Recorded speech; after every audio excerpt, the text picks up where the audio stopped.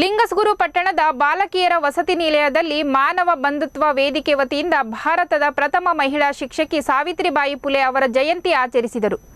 ಈ ಸಂದರ್ಭದಲ್ಲಿ ಮಾತನಾಡಿದ ಪಟ್ಟಣ ಪಂಚಾಯಿತಿ ಮಾಜಿ ಅಧ್ಯಕ್ಷರಾದ ವಿಜಯಮ್ಮ ಜೇರಬಂಡ, ಭಾರತದ ಮೊದಲ ಮಹಿಳಾ ಶಿಕ್ಷಕರಲ್ಲಿ ಒಬ್ಬರು, ಸುಧಾರಕ ಮತ್ತು ಕವಿ, ಮಹಾರಾಷ್ಟ್ರದಲ್ಲಿ ಸಾವಿತ್ರಿಬಾಯಿ ಫುಲೆ ಅವರೊಂದಿಗೆ ಭಾರತದಲ್ಲಿ ಮಹಿಳಾ ಹಕ್ಕುಗಳನ್ನು ಸುಧಾರಿಸುವಲ್ಲಿ ಪ್ರಮುಖ ಪಾತ್ರ ವಹಿಸಿದ್ದಾರೆ.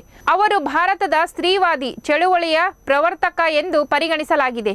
ಜಾತಿ ಮತ್ತು ಲಿಂಗದ ಆಧಾರದ ಮೇಲೆ ಜನರ ಮೇಲಿನ ತಾರತಮ್ಯ ಮತ್ತು ಅನ್ಯಾಯವನ್ನು ತೊಡೆದುಹಾಕಲು ಅವರು ಶ್ರಮಿಸಿದರು.